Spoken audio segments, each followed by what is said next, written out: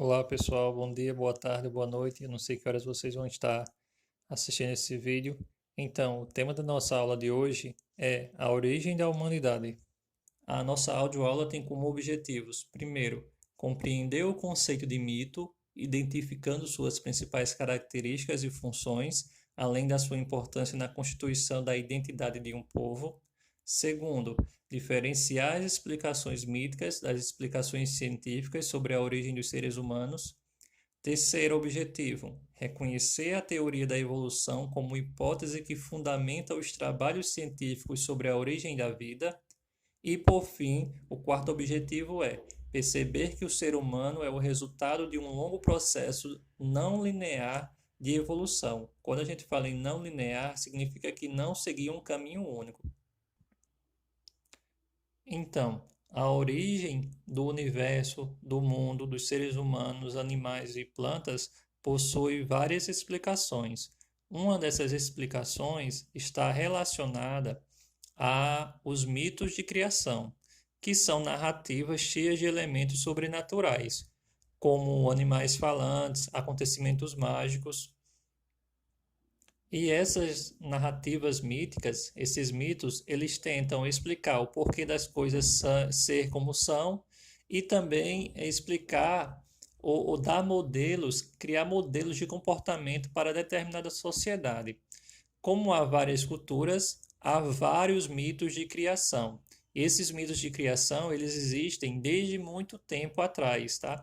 Lá na Grécia Antiga havia mitos de criação, no Egito também havia mitos de criação, e em várias sociedades indígenas do Brasil, no Brasil nós temos cerca de 252 povos indígenas, e esses povos indígenas, cada grupo deles possui o seu mito de criação, que lhe dá sentido, significado à sua organização social, à sua organização cultural. Então, esses mitos, eles podem ser tanto de origem, quando falam sobre a origem dos seres humanos, da natureza, do universo, como também eles podem ser relatos míticos que influenciam no comportamento de determinado grupo social, determinada cultura. Como, por exemplo, na Grécia Antiga e no Brasil, alguns mitos, eles fazem parte da educação das crianças. Então, essas crianças ouvem repetidas vezes a contação da história dos mitos e crescem, à medida que amadurecem, elas vão reelaborando esses significados míticos, que lhe dão identidade e pertencimento àquele povo, àquela cultura. É importante a gente destacar o seguinte: é um mito, ele não é uma mentira. Esses relatos míticos, eles são formas que as sociedades humanas encontraram de dar sentido ao mundo e de representar as suas experiências culturais, suas experiências de vida. Então, a partir de agora, nós falaremos sobre as explicações sobre a origem da humanidade que possuem maior aceitação nos dias de hoje. Então, no mundo atual, predominam, existem duas explicações diferentes para a origem do universo, da vida e do ser humano. Uma explicação ela é religiosa, que é o criacionismo, e a outra explicação é científica, que é o evolucionismo. Então, nós vamos ver primeiro o que é o criacionismo, o que diz essa explicação criacionista, e depois falaremos sobre o evolucionismo. Então, o criacionismo, ele defende que a vida e toda a matéria existente são resultados da ação direta de um criador, ou seja, de um Deus. Como no mundo, na parte do mundo que nós vivemos, que se chama Ocidente, a maior parte das sociedades, elas são cristãs ou judaicas, então essa crença, ela está presente a partir da fé que se acredita, né? E ela está presente em um relato da Bíblia que se encontra no livro de Gênesis. Gênesis significa origens. Então, lá no primeiro capítulo de Gênesis, tem uma narrativa bíblica, a narrativa de como Deus teria criado tudo o que há na terra, todos os seres vivos, todos os animais, plantas, inclusive o ser humano. Então lá a descrição de como Deus fez isso. Essa é a explicação do criacionismo. Agora nós veremos como a ciência explica a origem dos seres humanos, dos animais e das plantas, tá? Como é que a ciência ela tem uma explicação para isso? Bem, quando a gente fala em ciência, é porque a ciência ela trabalha com pesquisa, com hipóteses e tenta provar o que ela pesquisa, tá? A gente não está dizendo que o criacionismo é uma mentira. O criacionismo é uma declaração de fé. Então, as pessoas, elas creem no criacionismo porque possuem a fé. E não é errado, faz parte, é cultural, faz parte da cultura dos povos também. Mas existe essa outra explicação, que é o evolucionismo, que é o que a ciência ela defende, que nós iremos abordar agora, tá? Então, o principal pesquisador ou teórico dessa explicação do evolucionismo é o cientista inglês, não é vivo mais, mas é o cientista inglês, o Charles Darwin, que no século XIX, lembrando que o século XIX começou lá em 1801 e vai até 1900, então nesse intervalo lá, quando ele fez suas pesquisas, ele afirmou que todos os seres vivos eles são resultados de um longo processo de evolução. Então, para Charles Darwin, os seres vivos eles originaram-se de formas mais simples de vida e estão em permanente mudança ou evolução. Essa evolução não necessariamente o torna melhor. E essas mudanças geralmente ocorrem para que exista uma adaptação dos seres ao meio ambiente em que esses seres vivem, que nós iremos falar agora, que é a principal base da defesa do evolucionismo, que é a seleção natural, que explicaremos agora. Então, Darwin, em suas pesquisas, ele observou o seguinte: o meio ambiente ele passa por processos de transformações, de alterações, e ele observou que os seres vivos eles passavam a se adaptar a essas mudanças do meio ambiente, sendo que nem todos os seres se adaptam ao meio ambiente. Então, aqueles que conseguiram se adaptar ao meio, às transformações do meio ambiente em que eles vivem, conseguiram se adaptar, conseguiram crescer e produzir descendentes, essa característica adaptativa de sobrevivência, ela conseguiria ser transmitida para os descendentes daqueles indivíduos por gerações e gerações, que alteraria como aqueles indivíduos seriam. Então, ele passaria por mudanças, por transformações. Já os indivíduos que não conseguissem se adaptar ao meio ambiente, eles seriam extintos. Então, o processo de seleção natural é a ideia de que o meio ambiente ele passa por transformações, aqueles que conseguem se adaptar, eles conseguem sobreviver e passar essa adaptação às outras gerações, e os que não conseguem se adaptar, eles são extintos, eles desaparecem. Essa ideia de extinção, hoje a gente tem a clareza que ela não é apenas natural, ela é ocasionada por ações humanas. Então, há um exemplo, eu acredito que fica mais clara essa ideia, é o seguinte: as girafas ancestrais, elas provavelmente possuíam o pescoço de comprimentos variáveis. Então, havia umas que tinham um pescoço mais longo, um pescoço mais curto, mas alterações no ambiente em que elas viviam fizeram com que as plantas elas ficassem mais altas Então, as girafas que conseguissem alcançar, conseguiriam comer e sobreviver. E aí teriam condições de passar essa característica do pescoço alongado para os seus descendentes. Já as girafas que não desenvolveram essa habilidade de adaptação ao meio ambiente, ou seja, não desenvolveram o pescoço alongado, elas tenderam a desaparecer. E aí ficaram somente as girafas com o pescoço alongado, como nós conhecemos, que aí é o que Darwin chama de processo de seleção natural ou evolução.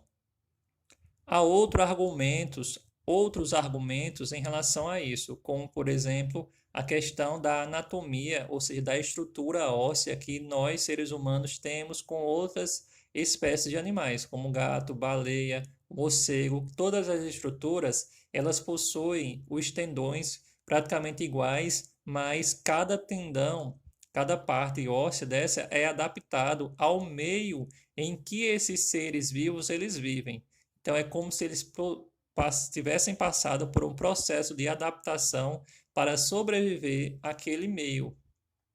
Há outro exemplo também que é relacionado à espécie de pássaros, que uns desenvolveram os bicos mais longos, outros bicos menores, que, segundo Darwin, isso foi uma adaptação ao meio ambiente em que cada grupo desses vivia. Se por acaso alterações no ambiente fizessem com que o pássaro precisasse desenvolver um bico mais alongado e isso não ocorresse, esse pássaro tenderia a acontecer o que com ele? Ele iria desaparecer por um processo de seleção natural. Bem, uma das principais críticas erradas que se tem à teoria do evolucionismo de Darwin é a seguinte: é dizer que Darwin afirmou que os seres humanos eles vinham do macaco. Darwin, ele nunca disse isso. O que Darwin afirmou é que nós temos um ancestral comum. É o seguinte: lá muito tempo atrás, há milhões de anos atrás, havia um único ser, vamos dizer assim, um único grupo de seres, que é esse ancestral comum. E em determinado momento da história, um grupo seguiu para um lado e se tornou os macacos, como nós conhecemos, e outro grupo seguiu por um outro lado, por uma outra linha evolutiva e desenvolveu as características que são humanas, que aí se tornou o ser humano. Tá? Então ele afirmou que nós temos um ancestral comum. Hoje, as pesquisas genéticas, na época que Darwin escreveu e pesquisou, não havia genética ainda, as pesquisas como tem hoje. Então, mas hoje as pesquisas genéticas provam que os nossos genes de seres humanos são 98% semelhantes aos genes dos macacos, que assim é uma confirmação a mais de que a teoria de Darwin, a pesquisa de Darwin, ela pode ser aceita e ela é aceita no meio científico, pela ciência. Então, nós falaremos agora sobre onde e quais foram os primeiros grupos humanos a surgirem na Terra.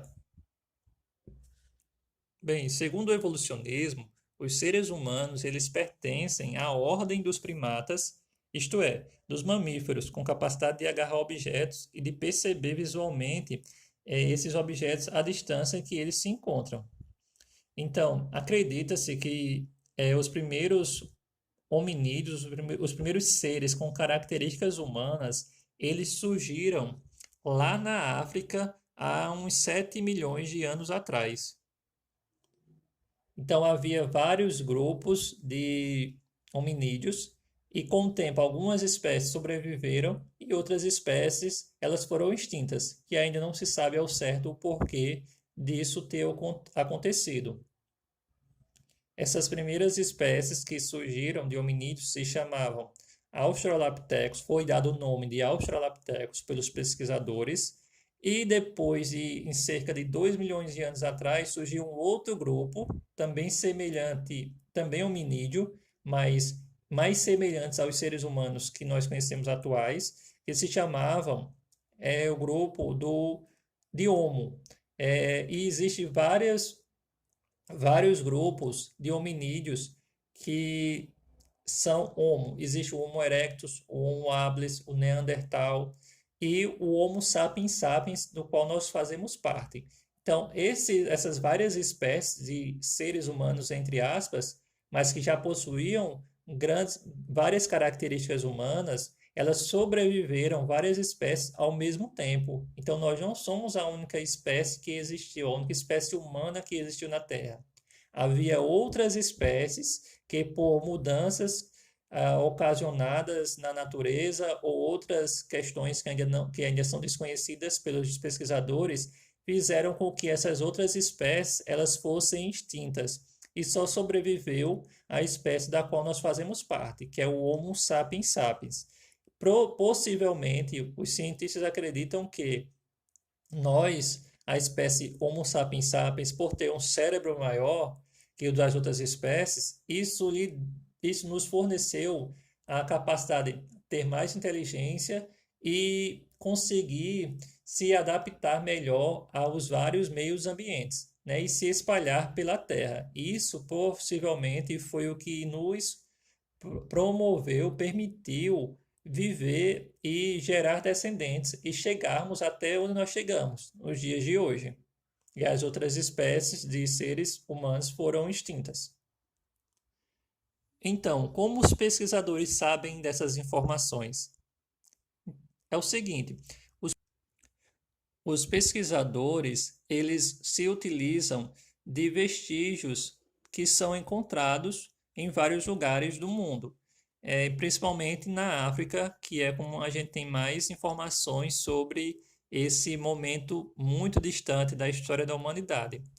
O nome desses vestígios são fósseis. Então, esses fósseis são justamente os vestígios ou restos que são petrificados de animais ou vegetais.